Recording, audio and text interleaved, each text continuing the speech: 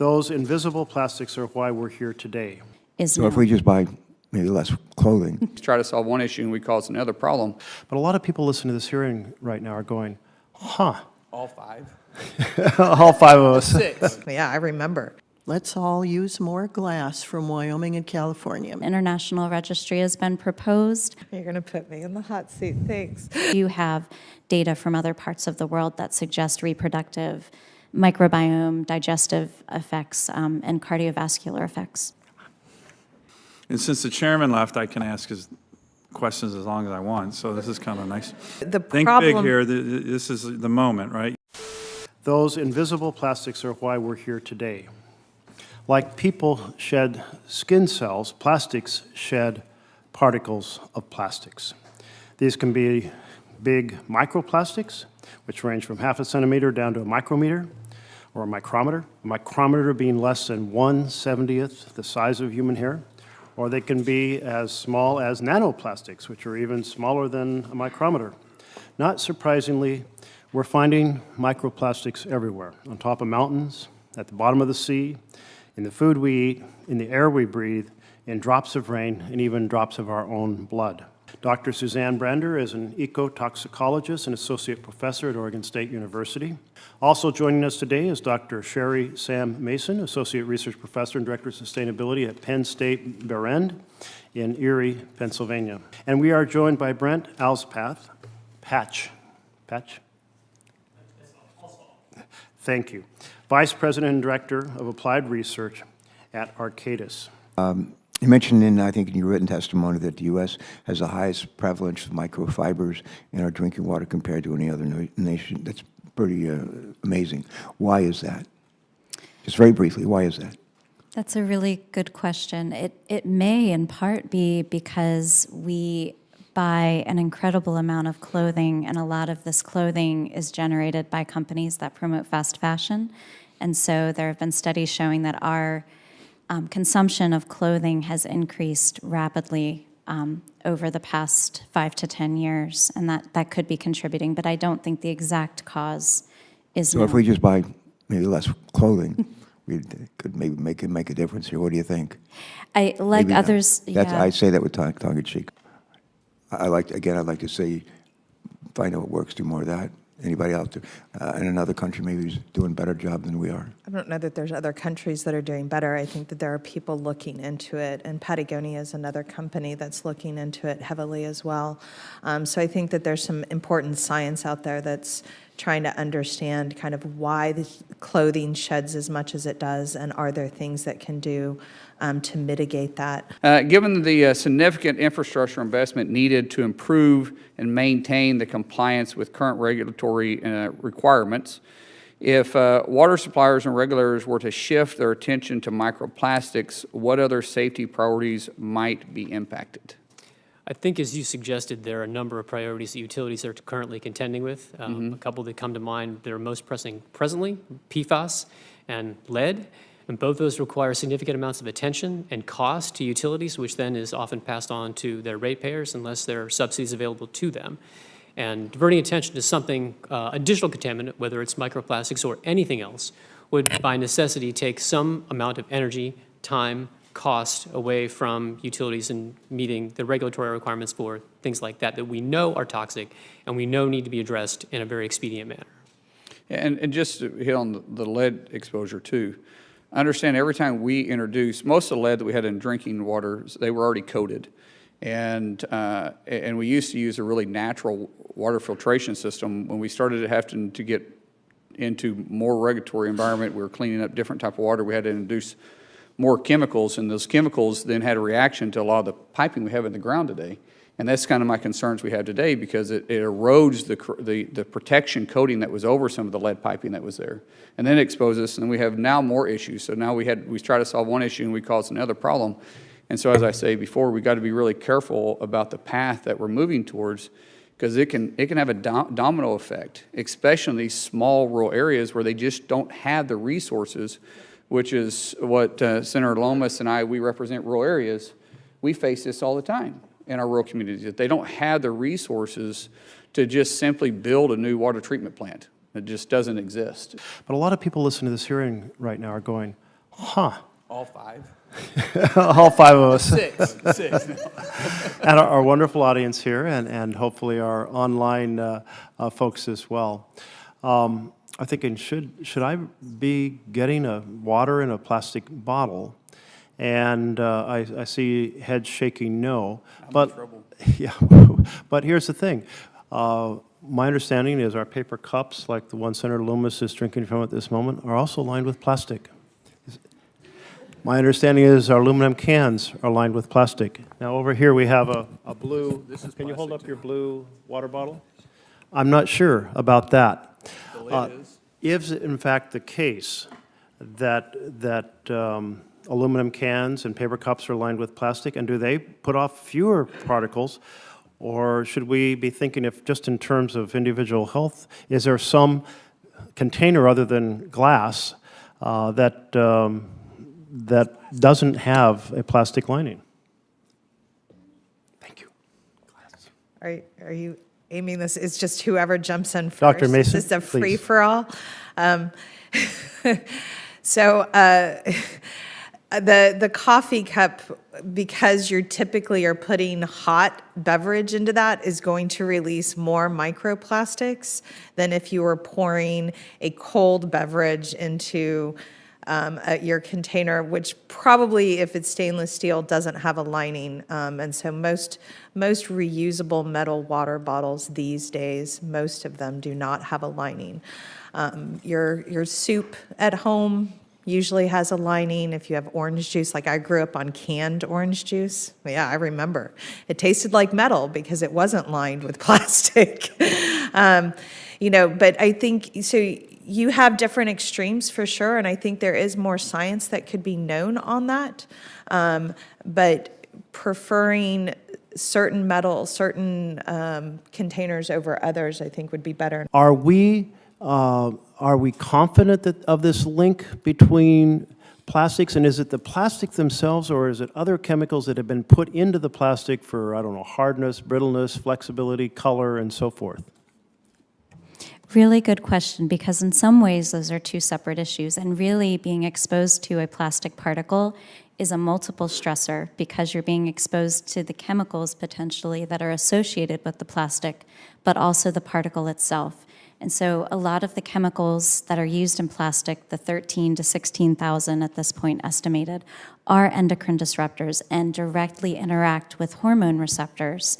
And that is shown to contribute to decreased sperm production and decreased fertility. The plastic particles themselves, as Dr. Mason was saying earlier, they can cause oxidative damage. They can cause the production of reactive oxygen species. And I realize that's a lot of terminology, but long story short, that can cause cellular damage and then tissue level damage if it gets bad enough. And so those processes can also contribute to effects on reproduction, microbiome, other important endpoints. Do a cost-benefit analysis that maybe a small water treatment plant in a community in Wyoming can get their head around and use to help them address this issue? You ask a very important question, Senator, and I firmly believe, as I've indicated in my testimony, that we just need more research to be able to even answer that question. I don't believe at this point that your utility in Wyoming could do a meaningful cost-benefit analysis without much more information that informs what that analysis would ultimately tell them. Okay, so are groups like yours thinking about that, getting ready to help maybe a small water treatment plant and analyze the cost and the benefits? Certainly, the cost of treating for microplastics is something we could quantify. Whether it's to an extent that would be meaningful for health reduction, again, that's an open question. But they are particulates, and we do have a very good understanding about how particulates, for the most part, are removed, although microplastics have some different properties than other particulates. But we could quantify that for any utility and give some indication of cost. This glass is made out of a natural trona. There are only two places in the United States that have natural trona mines. They are Wyoming and California. And so for my chair and his ranking member, Let's all use more glass from Wyoming and California. Mr. Chairman, I yield back. Dr. Mason, can you expand on the challenges that labs face in monitoring plastics in water, especially at scale? Yeah. I mean, I think Brent did a great job of kind of mentioning this earlier, but I mean, when you're with plastics, the techniques that exist currently are very time and people intensive. As we go to smaller particles, which are a bigger concern when it comes to human health impact, that adds onto it an additional layer with regard to the analytical technique. So the study that came out of Columbia and Rutgers University on bottled water was developing a new Raman spectroscopy technique that allowed them to analyze nanoplastics and not just to see that there was a particle there, but to say that, yes, it is plastic, and this is the type of plastic that it is. And that was critical, and we haven't had that technique until January of 2024. A better transparency in terms of corporations making data available on the composition of their products. And then another huge challenge, With, of for course, instance, a registry that anybody could go and look to. Yep, a registry, an international registry has been proposed. Additionally, there's a huge environmental justice issue here, and although these practices have been reduced, plastics are still being shipped to countries that don't have the waste management capabilities to deal with them, and so that is another the environmental justice, human rights issue is a huge overriding issue, and I think what the feeling is on the perspective from the U.S. is that there is a lot of support for fossil fuel companies that are aiming to shift their business from producing fuels to producing plastics, right? We know natural gas. And so that, I think, is one of the biggest challenges in the U.S. is that the perception that we are supporting this shift in business strategy of fossil fuel companies to producing more single-use plastics. Are water supply pipes made of plastic a good idea? If either of you have an insight on that. You're going to put me in the hot seat. Thanks. No. No, okay. Short answer, no, not a good idea. Beyond Plastics actually has a really nice article out, white paper, excuse me, out on this topic. But it's a real, I mean, to be honest, I'm not sure that it's the first thing that I would tackle with regard to this issue. But it is a concern, and it is a legitimate concern. And as pipes are being replaced because of the issues around lead, it would be preferable to replace them with copper over PVC or some similar. Are we starting to have studies of mice that start to give us kind of a real clear understanding of the health impacts?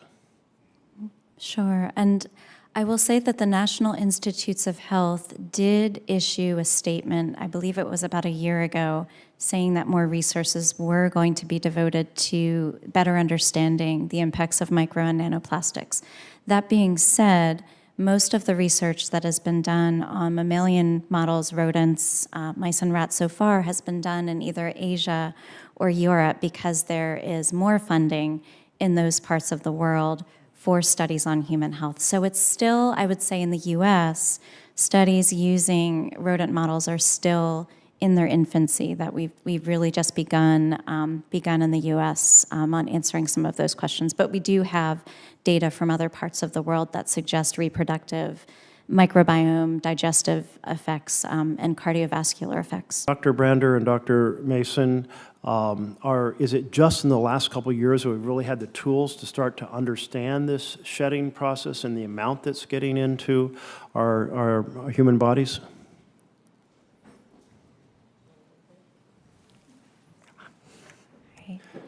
I really think that it is just over the past couple of years that we've started to better understand human exposure and human occurrence. And in part, that's because the technologies to measure nanoplastics are slowly coming online. Things like pyrolysis GCMS, which is a fancy way of saying you're pyrolyzing a sample and measuring the mass of particles that might be in there. So yes, it is a new area of study, and I think we're also just starting to understand how easily those particles can translocate and move within our bodies as well. And since the chairman left, I can ask his questions as long as I want, so this is kind of nice. There's no one else waiting for me. What do you guys see as the technological advancements and innovations that can be leveraged to either detect microplastics or just get rid of them when they're in the ocean? So I'll just ask each of you on that really important question. What are you seeing? You're all top professors, applied researchers. This is the key, right? A lot of times we in the Senate, the government's going to do this, the government's going to do that. My view is this challenge, which is going to be solved, it's solvable, it's going to be through private sector innovations. And this new Marine Debris Foundation, based in Alaska, is going to help encourage that. So why don't we start with you, Dr. Brander? Sure. So that's really And have you guys heard of the new Marine Debris Foundation in Juneau, Alaska? I hope you have. You got to come out and visit it. And we'll wait for it to get a little bigger, but it's exciting. Yeah, really exciting that that foundation has been created, and I agree that private sector solutions are needed, but I think that needs to happen under an umbrella of some regulation that allows for things to happen at an equitable level and, at a similar speed nationwide rather than happening state by state or region by region. And in terms of the development of a plastic bottle that could fully degrade, or any other technological innovation that if you had a magic wand, you think could be really important, because that's one idea I've been pushing, but we want other ideas, right? Like, what are the other ideas? This foundation is going to help encourage all of this thinking. So, three of the top minds on this, what's your kind of magic wand moment in terms of a technological innovation that could be really helpful? I think if there was a technological innovation that could better advance chemical simplification in some of these plastic products that were being made, that would greatly reduce the number of toxic compounds that are being released into the environment that we're being exposed to.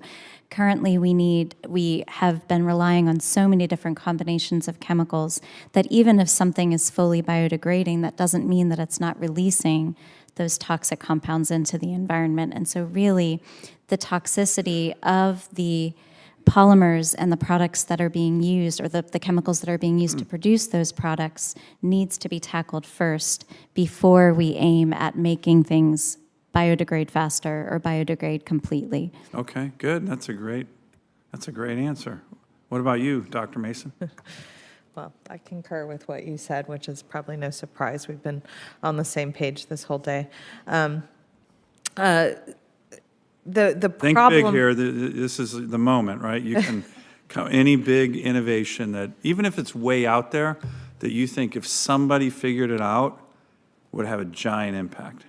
Well, I think the problem needs to be, you missed earlier, which is fine. I'm not criticizing you. I'm just stating that, like earlier I mentioned, that the solution to this is before you get to the oceans and other freshwater systems, by the way, because this isn't just an oceans problem. It's before you're dealing with microplastics and nanoplastics.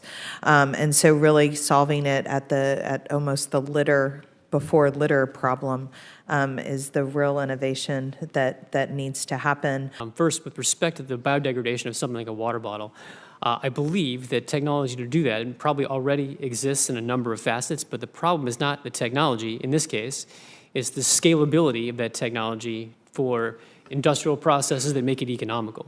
So I believe the private sector can do that as long as there's an economics market to make there an incentive to do so. But don't you think if you're the company, and I've said this a lot, if you're the company that actually, and maybe it's already happened, but if you're the company that has cracked the code on less toxicity and full biodegradability, A, I think that would be very good for the environment, but B, that company's gonna probably profit, which, as I've said, we're a capitalist society. I think that's how you drive innovation. That's fine with me, right? So that's a win-win, right? Help the environment, maybe help build a company, the workers benefit,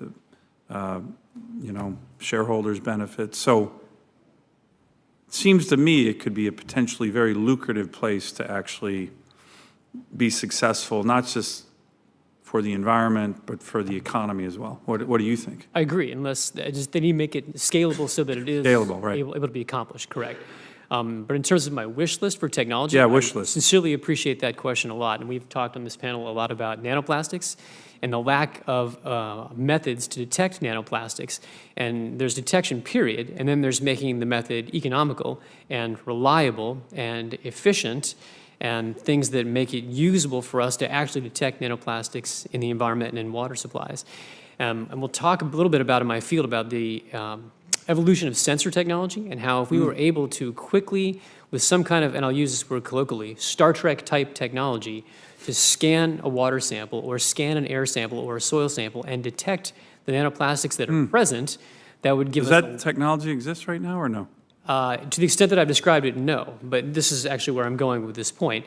When I have conversations about these types of sensors with people in my field, they'll say, well, we're so far away from that, that's not feasible. But we tend to think as a society in very myopic terms about what's possible and what's not. Yeah. And if you had asked someone in, say, 1875 if we'd put a man on the moon, they probably would have said there's no way that's ever going to happen, but yet we did it.